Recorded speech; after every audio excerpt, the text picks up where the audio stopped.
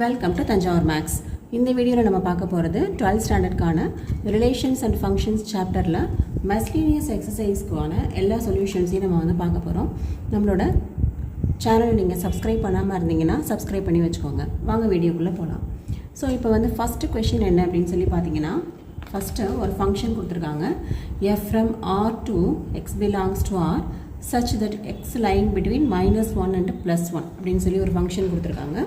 இந்த ஃபங்க்ஷனை வந்து எப்படி டிஃபைன் பண்ணியிருக்காங்கன்னா, f of x equal to x by 1 plus modulus of x அப்படின்னு சொல்லி டிஃபைன் பண்ணியிருக்காங்க. இதில் நம்ம என்ன ப்ரூஃப் பண்ணணும் அப்படின்னு பார்த்தீங்கன்னா, இந்த ஃபங்க்ஷன் வந்து 1 to 1ஆகவும் இருக்குது, ஆன் டு ஆகவும் இருக்குது அப்படின்னு சொல்லி நம்ம வந்து ப்ரூஃப் பண்ணணும். இப்போ இங்கே f of x வந்து டிஃபைன் பண்ணியிருக்கிறது x by 1 plus xன்னு மட்டும் டிஃபைன் பண்ணியிருந்தாங்கன்னா ஒரே கேஸில் இந்த ப்ரூஃப் வந்து நம்ம கொடுத்துடலாம். இங்கே நமக்கு கொடுத்துருக்கிறது வந்து மாடுலஸ் ஆஃப் எக்ஸ் அப்படின்னு சொல்லியிருக்காங்க. எப்போவுமே நமக்கு வந்து மாடுலஸ் ஆஃப் எக்ஸ் அப்படின்னு எடுத்துக்கிட்டோம்னா ரெண்டு வேல்யூஸ் வரும். ஒன்று வந்து பாசிட்டிவ் வேல்யூ கிடைக்கும், இன்னொன்று நெகட்டிவ் வேல்யூ கிடைக்கும். அப்போது இங்கே வந்து ரெண்டு கேஸில் நம்ம வந்து இந்த ரிசல்ட் வந்து ப்ரூஃப் பண்ண போகிறோம். ஓகே, ஸோ ஃபஸ்ட்டு கேஸில் என்ன எடுத்துக்க போகிறோம்னா எக்ஸை வந்து பாசிட்டிவ்னு எடுத்துக்க போகிறோம். ரெண்டாவது கேஸில் எக்ஸை வந்து நெகட்டிவ் அப்படின்னு எடுத்துக்கிட்டு 1 to 1ஆக இருக்குது, ஆன் டுவாக இருக்குதுன்னு சொல்லி ப்ரூஃப் பண்ண போகிறோம். ஓகே, ஸோ 1 to 1 கண்டிஷன் தான் நான் ஃபஸ்ட்டு ப்ரூஃப் பண்ண போகிறேன். அதுக்கு நான் வந்து இந்த f of x எப்படி டிஃபைன் பண்ணிக்கிறேன் அப்படின்னா, x by 1 plus x when x is a positive. Okay, x வந்து greater than or equal to 0வாக இருக்கும்போது x by 1 plus x அப்படின்னு டிஃபைன் பண்ணியிருக்கேன். அதே போல் x வந்து நெகட்டிவாக இருக்கும்போது, தட் இஸ் லெஸ் தென் 0வாக இருக்கும்போது x by 1 minus x அப்படின்னு சொல்லி இந்த கொடுத்துருக்கிற ஃபங்க்ஷனை நான் வந்து ரெண்டு கேஸாக வந்து பிரித்து எழுதியிருக்கேன். ஓகேவா, இப்போ இந்த ஒரு கேஸுக்கும் தனித்தனியாக நம்ம வந்து 1 to 1 ஆன் டு கண்டிஷன் வந்து ப்ரூஃப் பண்ணணும். இப்போ இந்த ரெண்டு கேஸுக்குமே நம்ம வந்து 1 to 1 கண்டிஷன் ஃபஸ்ட்டு ப்ரூஃப் பண்ணிடலாம். 1 to 1 கண்டிஷன் எப்போவுமே எப்படி ப்ரூஃப் பண்ணுவோம், f of x1 equal to f of x2 அப்படின்னு எடுத்துக்கிட்டு x1 equal to x2ன்னு சொல்லி ப்ரூஃப் பண்ணுவோம் இல்லையா, அதே சேம் மெத்தட் தான் இங்கே நான் ஃபாலோ பண்ண போகிறேன். இப்போது f of x1 equal to f of x2 அப்படின்னு சொல்லி எடுத்தாச்சு. இப்போ இந்த கண்டிஷன் படி ஃபஸ்ட்டு எக்ஸை வந்து பாசிட்டிவாக எடுத்திருக்கேன். அப்போ பாசிட்டிவாக இருந்ததுன்னா f of xோட வேல்யூ வந்து x by 1 plus x அப்படின்னு கிடைக்குது. அப்போ f of x1க்கு பதிலாக x1 by 1 plus x1 போட்டுக்கலாம். f of x2க்கு பதிலாக x2 by 1 plus x2 அப்படின்னு சொல்லி போட்டுக்கலாம். இந்த ரெண்டையும் நான் வந்து என்ன பண்ண போகிறேன்னா கிராஸ் மல்டிப்ளை பண்ண போகிறேன். இப்போ ஃபஸ்ட்டு வந்து x1 into 1 plus x2 அப்படிங்கிறது லெஃப்ட் சைடில் வரும், x2 into 1 plus x1ங்கிறது ரைட் சைடில் வரும். ஸோ அதெல்லாம் நெக்ஸ்ட் டேர்ம் எழுதியிருக்கோம். இதை அப்படியே நம்ம சிம்பிளிஃபை பண்ண போகிறோம். x1 into 1 x1 plus x1 into x2, right சைடில் x2 into 1 x2 plus x1 into x2 அப்படின்னு சொல்லி கிடைக்குது. இப்போது ரெண்டு சைடுமே வந்து ப்ளஸ் x1 x2, இந்த பக்கமும் ப்ளஸ் x1 x2 கேன்சல் பண்ணிடலாம். அப்போ ஃபைனலாக நமக்கு என்ன கிடைக்குது, x1 equal to x2 அப்படின்னு கிடைக்குது. நம்ம ஏற்கனவே என்ன எடுத்திருந்தோம்னா f of x1 equal to f of x2ன்னு எடுத்திருந்தோம். இப்போ நமக்கு x1 equal to x2ன்னு கிடச்சிருச்சு. அப்போது x is a positive number அப்படின்னு எடுக்கும்போது நமக்கு 1 to 1 அப்படிங்கிற கண்டிஷன் வந்து ப்ரூஃப் பண்ணியாச்சு. ஓகே, இப்போ அடுத்து என்ன பண்ண போகிறோன்னா எக்ஸை வந்து லெஸ் தென் 0 அப்படின்னு எடுத்துக்கிட்டு அதுக்கும் இந்த 1 to 1 கண்டிஷன் சாட்டிஸ்ஃபை ஆகுதா அப்படின்னு சொல்லி செக் பண்ண போகிறோம். ஸோ எக்ஸ் வந்து லெஸ் தென் 0வாக இருக்கும்போது நமக்கு f of x வந்து என்ன கொடுத்துருந்தாங்க அப்படின்னா x by 1 minus xன்னு சொல்லி டிஃபைன் பண்ணியிருக்காங்க. ஓகேவா, அப்போ இதை தான் நான் வந்து இந்த கண்டிஷனுக்கு யூஸ் பண்ணிக்கிறேன். f of x1க்கு பதிலாக x1 by 1 minus x1, f of x2க்கு பதிலாக x2 by 1 minus x2ன்னு போட்டாச்சு. இப்போ நம்ம வந்து x1 equal to x2 வருதா அப்படின்னு சொல்லி செக் பண்ண போகிறோம். இப்போயும் கிராஸ் மல்டிப்ளை பண்ணுங்கள். x1 into 1 minus x2 equal to x2 into 1 minus x1 அப்படின்னு கிடைக்குது. இப்போ உள்ள மல்டிப்ளை பண்ணோம்னா x1 minus x1 x2 equal to x2 minus x1 x2. Okay, இப்போயும் minus x1 x2 minus x1 x2 cancel ஆகிடும். Remaining நமக்கு x1 equal to x2 அப்படின்னு சொல்லி வந்துருச்சு. இப்போது இந்த நெகட்டிவ் கண்டிஷன்லேயும் நம்ம என்ன எடுத்துக்கிட்டோம், f of x1 equal to f of x2ன்னு எடுத்துக்கிட்டோம். ஃபைனலாக நமக்கு x1 equal to x2 அப்படின்னு சொல்லி வந்துருச்சு. therefore we can say f is 1 to 1. இப்போது ரெண்டு கேஸ்லையுமே நம்ம f வந்து 1 to 1 அப்படின்னு சொல்லி ப்ரூஃப் பண்ணிட்டோம். நெக்ஸ்ட்டு வந்து ஆன் டு கண்டிஷன் நம்ம வந்து செக் பண்ணணும். இப்போது இதுலேயே வந்து நம்ம 2 கேஸ் தான் நம்ம எடுத்துக்கணும். ஃபஸ்ட்டு கேஸில் வந்து x greater than or equal to 0 அப்படின்னு எடுத்துக்கிறோம்.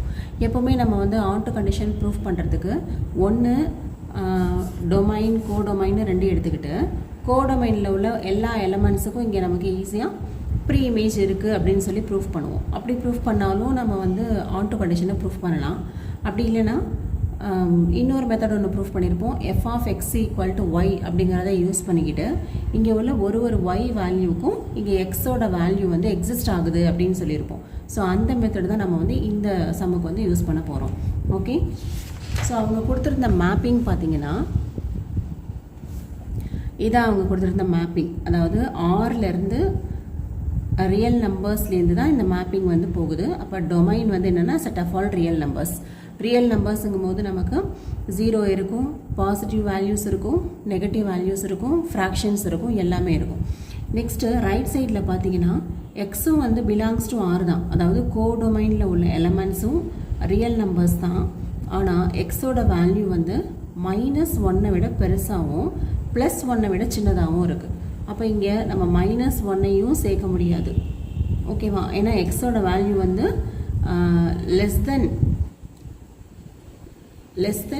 x is less than 1 and x is greater than -1ன்னு சொல்லியிருக்காங்க.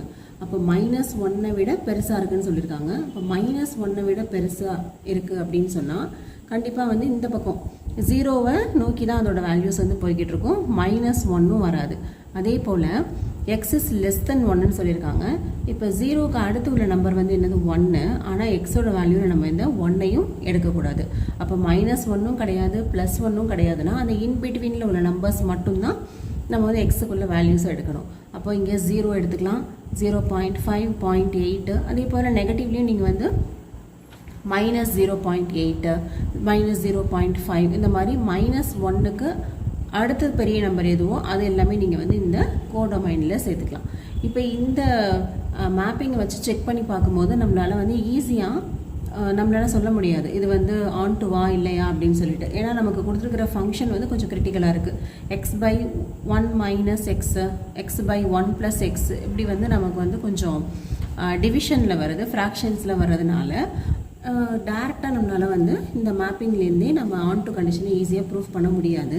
அதனால தான் நம்ம வந்து 2வது கண்டிஷனுக்கு போகிறோம். அதாவது கோடொமைனும் ரேஞ்சும் ஈக்குவலாக இருக்குது அப்படின்னு சொல்லாமல் f of x equal to ஒய்ன்னு எடுத்துக்கிட்டு ஒரு ஒய்க்கும் இங்கே எனக்கு எக்ஸ் எக்ஸிஸ்ட் ஆகுது அப்படிங்கிற அந்த கண்டிஷனை இதனால தான் நம்ம யூஸ் பண்ணுறோம். இந்த மேப்பிங்லேருந்து நம்மளால் டேரெக்டாக ஆன் டு கண்டிஷனை ப்ரூஃப் பண்ண முடியல. ஓகே, ஸோ நான் வந்து ஃபஸ்ட்டு கேஸ் எடுத்துக்கிறேன். கேஸ் 1 வந்து என்னென்னா பாசிட்டிவ், தட் இஸ் எக்ஸ் வந்து greater than or equal to 0 அப்படின்னு எடுத்திருக்கேன். எக்ஸ் வந்து greater than or equal to 0வாக இருந்தால் நமக்கு என்ன தெரியும்? F of x equal to x/1 + x. இதான் அவங்க வந்து டிஃபைன் பண்ணியிருந்த ஃபங்க்ஷன் இல்லையா? அப்போ அந்த ஃபங்க்ஷன் வந்து எழுதிக்கிறோம். நமக்கு ஆல்ரெடி என்ன தெரியும்? F of x equal to y அப்படின்னு சொல்லிட்டு தெரியும். இப்போ இது ரெண்டையும் கம்பேர் பண்ணிங்கன்னா y இருக்கிற பிளேஸில் தான் என்ன இருக்குது? இது x/1 + x அப்படின்னு சொல்லிட்டு இருக்குது. அப்போ y equal to x/1 + x அப்படின்னு சொல்லி எழுதிக்கிறோம். இதுலேருந்து நமக்கு எக்ஸோட வேல்யூ வந்து ஃபைண்ட் அவுட் பண்ண முடியுதான்னு பார்ப்போம். அப்படி எக்ஸுக்கு வந்து ஒரு வேல்யூ வந்துருச்சு அப்படின்னு சொன்னால் கண்டிப்பாக ஒரு ஒய்க்கும் ஒரு எக்ஸ் வந்து எக்ஸிஸ்ட் ஆகுது அப்படின்னு சொல்லி ப்ரூஃப் பண்ணிடலாம். ஸோ இப்போ 1 + x எங்கே கிராஸ் மல்டிப்ளை பண்ணுங்கள், y × 1 + x ஈக்குவல் டு எக்ஸ்ன்னு கிடைக்கும். இப்போ இதை உள்ளே மல்டிப்ளை பண்ணோன்னா y + xy equal to x. நமக்கு வந்து எது மட்டும்தான் வேணும்? எக்ஸோட வேல்யூ மட்டும்தான் வேணும். அப்போ எக்ஸ் டேர்ம் எல்லாத்தையும் லெஃப்ட் சைட் கொண்டு வாங்க, இந்த ஒய் டேர்மை வந்து ரைட் சைட் கொண்டு போகிறோம். அப்போ அங்கே -y ஆகிடுது. இப்போது x × y - 1 equal to -y. இப்போ எக்ஸோட வேல்யூ என்ன வருதுன்னு பார்த்தீங்கன்னா -y / y - 1 அப்படின்னு கிடைக்குது. ஓகே, இப்போ இந்த மைனஸை வந்து உள்ளே மல்டிப்ளை பண்ணிட்டோம்னா x equal to y / 1 - y அப்படின்னு சொல்லிட்டு எக்ஸுக்கு ஒரு செப்பரேட்டாக ஒரு வேல்யூ கிடைக்குது. அப்போது இந்த ஒய்க்கு நீங்கள் ஒரு வேல்யூவாக கொடுக்கும்போது கண்டிப்பாக எக்ஸுக்கும் ஒரு வேல்யூ வந்து எக்ஸிஸ்ட் ஆகும். அப்படின்னா என்ன அர்த்தம்? நமக்கு இது வந்து டொமைன்னு சொல்லுவோம், இது கோடொமைன் அப்படின்னு சொல்லுவோம். இந்த கோடொமைனில் உள்ள எலமெண்ட்டு தான் ஒய், டொமைனில் உள்ள எலமெண்ட்டு தான் வந்து எக்ஸு. இப்போ ஒய்க்கு நீங்கள் ஒரு வேல்யூ கொடுக்கும் போதும் எனக்கு எக்ஸுக்கு ஒரு வேல்யூ எக்ஸிஸ்ட் ஆகுதுன்னா என்ன அர்த்தம்? கோடொமைனில் உள்ள ஒரு எலமெண்ட்டுக்கும் இங்கே எக்ஸ், அதாவது டொமைனில் வந்து எனக்கு ப்ரீ இமேஜ் இருக்குது அப்படின்னு சொல்லி ப்ரூவ் ஆகிடுச்சு. So for every y belongs to that codomain, இதான் அவங்க கொடுத்துருந்த கோடொமைன், அதனால தான் இதை எழுதியிருக்கோம். There exist x belongs to r such that f of x equal to y, therefore we can say f is onto. அப்போது எக்ஸை வந்து பாசிட்டிவ் வேல்யூவாக எடுத்துக்கும் போது நமக்கு f வந்து onto அப்படின்னு சொல்லி ப்ரூஃப் பண்ணியாச்சு. ரெண்டாவது கேஸில் எக்ஸை வந்து நெகட்டிவ்னு சூஸ் பண்ணுறோம்.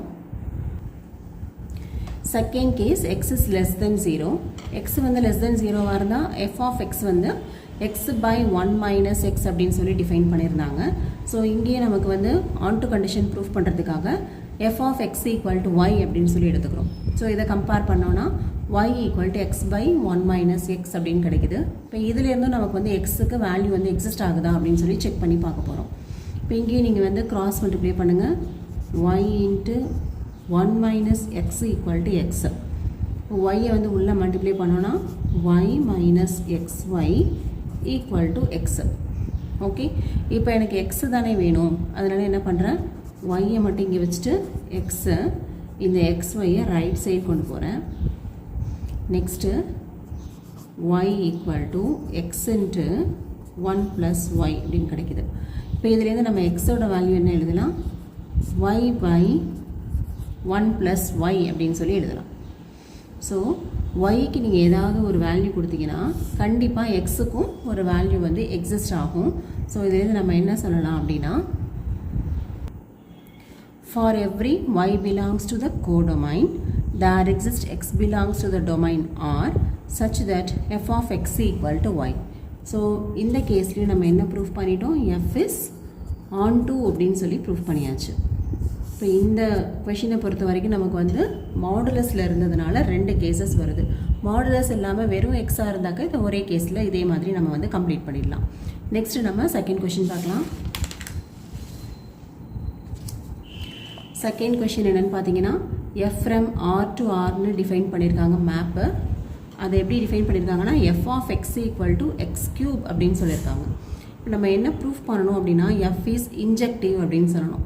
இன்ஜெக்டிவ் அப்படின்னாலும் 1 to 1னாலும் சேம் தான் இல்லையா, அதே போல் சர்ஜெக்டிவ்னாலும் on toனாலும் ஒன்று தான். பைஜெக்டிவ் அப்படின்னா 1 to 1 and on to, இதெல்லாம் நம்ம வந்து ஆல்ரெடி இன்ட்ரொடக்ஷன்லேயே பார்த்துருக்கோம். இப்போ இன்ஜெக்டிவ்னு ப்ரூஃப் பண்ணணுன்னா நம்ம வந்து என்ன ப்ரூஃப் பண்ணணும், 1 to 1ன்னு ப்ரூஃப் பண்ணணும்.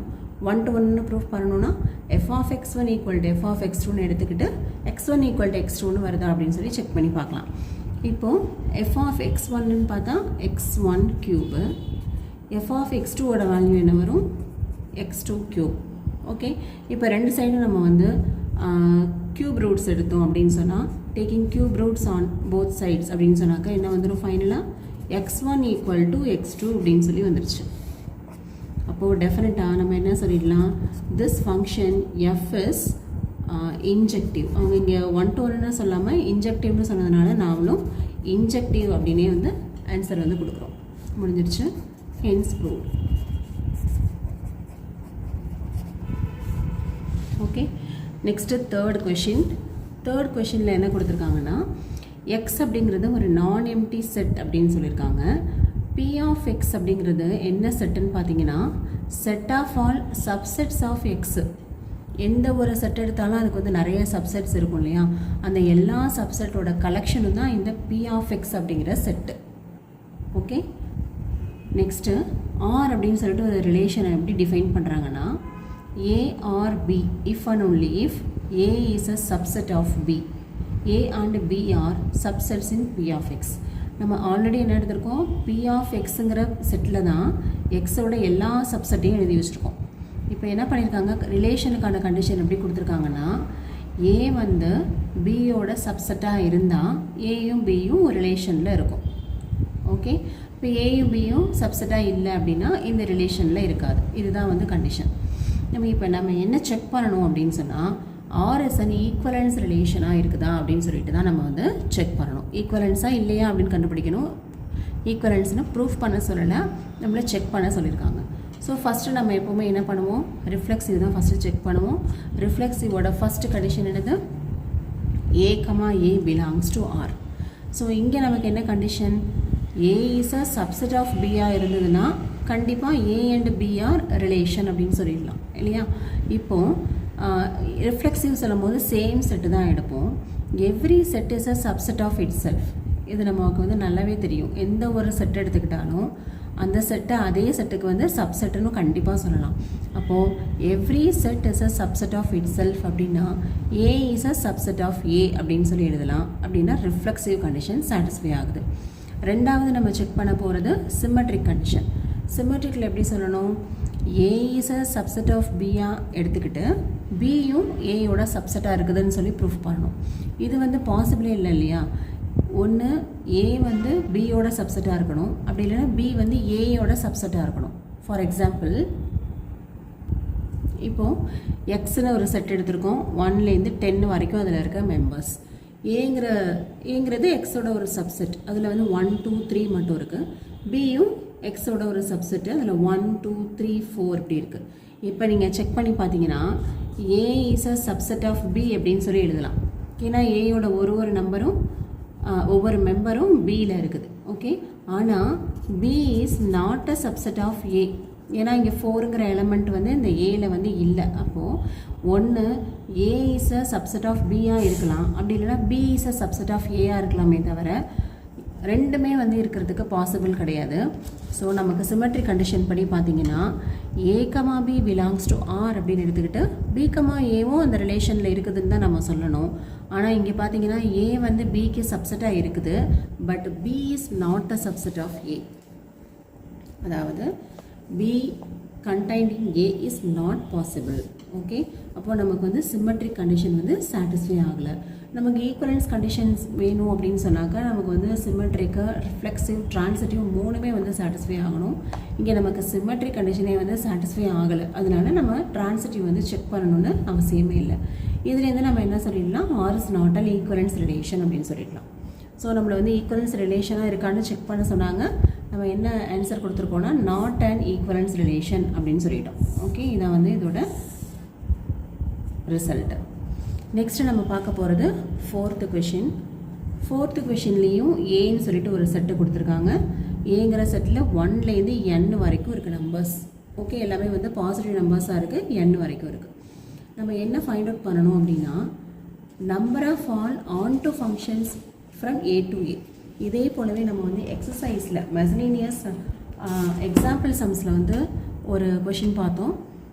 ஏ டு ஏக்கு உள்ள number of all 1 to 1 functions எல்லாமே நம்ம அதில் கண்டுபிடிச்சிருக்கோம். அது எந்த கொஷின் அப்படின்னு பார்த்தீங்கன்னா இந்த எக்ஸாம்பிள் 22ல் வந்து இதே ஏங்கிற set f from A to A அப்படின்னு சொல்லிட்டு ஃபங்க்ஷன். இந்த ஃபங்க்ஷனுக்கு எத்தனை 1 to 1 ஃபங்க்ஷன்ஸ் இருக்கும் அப்படின்னு சொல்லி கேட்டிருந்தாங்க. அதே மாதிரி தான் கிட்டத்தட்ட இந்த ஆன் டு கண்டிஷனுக்கான ப்ரூஃபும்.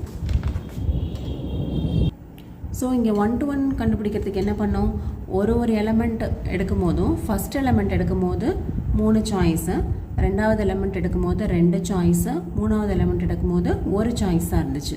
அப்போ நமக்கு அது வந்து ஒரு பர்முட்டேஷனாக கிடச்சிது, அதாவது 3 × 2 × 1 அப்படின்னு கிடச்சிது.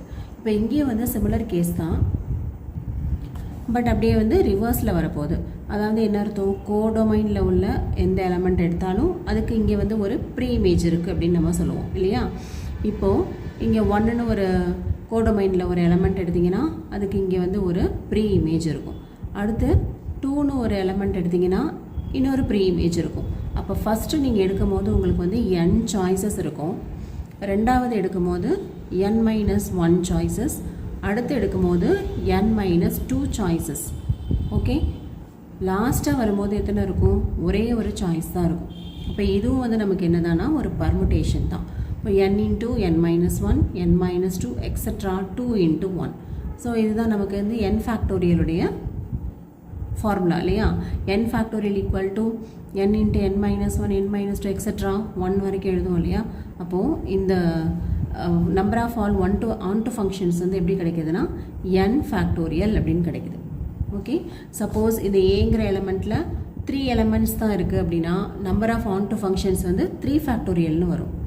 இந்த ஏங்கிற செட்டில் நம்பர் ஆஃப் எலமெண்ட்ஸ் வந்து 5 இருக்குது அப்படின்னா number of onto functions வந்து 5 ஃபேக்டோரியல் அப்படின்னு வரும். ஸோ இதை பேஸ் பண்ணி உங்களுக்கு வந்து 1 வேர்ட்ஸில் மேபி கேட்கலாம். இப்போ ஏங்கிற செட் எடுத்துகிட்டு இதில் ஒரு 5 வேல்யூஸ் மட்டும் கொடுத்துட்டு இதுக்கு எத்தனை பாசிபிள் ஆன் டு ஃபங்க்ஷன்ஸ் அப்படின்னு கேட்டாங்கன்னா நீங்கள் வந்து 5 ஃபேக்டோரியல் அப்படின்னு சொல்லி போட்டுடலாம். நெக்ஸ்ட்டு நம்ம பார்க்க போகிறது 5th கொஷின். ஃபிஃப்த் கொஷினில் 2 செட்டு கொடுத்துருக்காங்க, ஏ பி அப்படின்னு சொல்லிட்டு. அதே போல் 2 ஃபங்க்ஷன்ஸும் கொடுத்துருக்காங்க. எஃப்னு ஒரு ஃபங்க்ஷன், ஜின்னு ஒரு ஃபங்க்ஷன் கொடுத்துருக்காங்க. நம்ம என்ன ப்ரூஃப் பண்ணணும் அப்படின்னு சொன்னால் எஃப் ஈக்குவல் டு ஜி அப்படின்னு சொல்லிட்டு கண்டுபிடிக்கணும். ஓகே, அதுக்கு ஒரு ஹிண்ட்டும் நமக்கு கொடுத்துருக்காங்க. F from A to B, g from A to B are equal if f of A equal to g of a for every a belongs to capital A. So 2 ஃபங்க்ஷன்ஸுமே ஏலேருந்து பிக்கு தான் நம்ம டிஃபைன் பண்ணியிருக்காங்க. இந்த 2 ஃபங்க்ஷன்ஸும் ஈக்குவலாக இருக்குது அப்படின்னு சொல்லணும்னா நம்ம என்ன மட்டும் ப்ரூஃப் பண்ணால் போதுமா? F of A equal to g of A அப்படின்னு சொல்லிட்டாலே போதும். இந்த 2 ஃபங்க்ஷன்ஸு ஈக்குவல் ஃபங்க்ஷன்ஸ் அப்படின்னு சொல்லிடலாம். ஆனால் இந்த ஏங்கிற எலமெண்ட்டை வந்து எதில் சூஸ் பண்ணியிருக்காங்கன்னா கேபிட்டல் ஏ, அதாவது இந்த ஃபஸ்ட்டு எப்போவுமே நம்ம வந்து எஃப் ஆஃப் எக்ஸ்ன்னு தான் கண்டுபிடிப்போம், அதாவது டொமைனில் உள்ள எலமெண்ட்ஸுக்கு தான் கண்டுபிடிப்போம். ஓகேவா? இப்போ எஃப் ஜின்னு 2 மேப்பிங் இருந்தால் கூட ரெண்டுமே எப்படி இருக்குது பாருங்கள். இது வந்து ஏங்கிற செட்டு, இது பிங்கிற செட்டு. ஓகேவா? ஃபஸ்ட்டு வந்து எஃப்னு ஒரு மேப்பிங் எப்படி டிஃபைன் பண்ணியிருக்காங்கன்னா ஏலேருந்து பிக்கு தான் போகுது. அப்போ இதுக்கும் டொமைன் வந்து ஏ தான், இதோட கோடொமைன் வந்து பி. ஓகே, ஜியும் வந்து எப்படி தான் டிஃபைன் பண்ணியிருக்காங்கன்னா ஏலேருந்து பிக்கு தான் டிஃபைன் பண்ணியிருக்காங்க, ஜிங்கிற ஃபங்க்ஷன். அப்போ ஜியோட டொமைனும் ஏ தான், கோடொமைன் வந்து பி தான். அப்போ எஃப் ஜி ரெண்டுக்குமே வந்து டொமைன் வந்து ஏன்னு கிடைக்குது, கோடொமைன் வந்து பி தான். ஓகே, அப்போ நம்ம f of a g of A equal to g of ஏன்னு சொல்லி நம்ம வந்து ப்ரூஃப் பண்ணணும். அப்போ இந்த ஏங்கிற எலமெண்ட்டை நம்ம எதில் மட்டும் சூஸ் பண்ணால் போதும்? இந்த டொமைனில் தான் எடுக்கணும். ஏன்னா எப்போவுமே நம்ம வந்து எஃப் ஆஃப் எக்ஸோட வேல்யூ கண்டுபிடிக்கும் போது இந்த எக்ஸோட வேல்யூவை டொமைனில் உள்ள எலமெண்ட்ஸ்லேருந்து தான் நம்ம சப்ஸ்டியூட் பண்ணுவோம். அதனால் இங்கே f of A equal to g of A கண்டுபிடிக்கிறதுக்கு நம்ம ஏக்கு பதிலாக இந்த கேபிட்டல் ஏங்கிற செட்டில், அதாவது டொமைனில் உள்ள நம்பர்ஸ் மட்டும் நம்ம எடுத்துக்கிட்டால் போகிறோம். இப்போ டொமைனில் என்னென்ன நம்பர்ஸ் இருக்குது? -1 0 1 2. இதுதான் வந்து ஏங்கிற செட்டில் இருக்குது, ஏ தான் டொமைனு.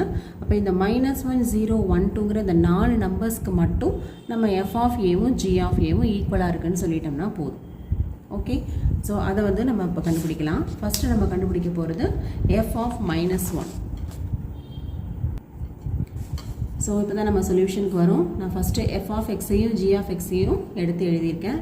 எழுதிட்டு இப்போ நான் வந்து டொமைனில் உள்ள எல்லாத்துக்கும் வந்து இமேஜ் கண்டுபிடிக்கணும். இப்போ டொமைனில் வந்து எனக்கு என்ன இருந்தது? ஏங்கிறது தான் என்னுடைய டொமைன் இல்லையா?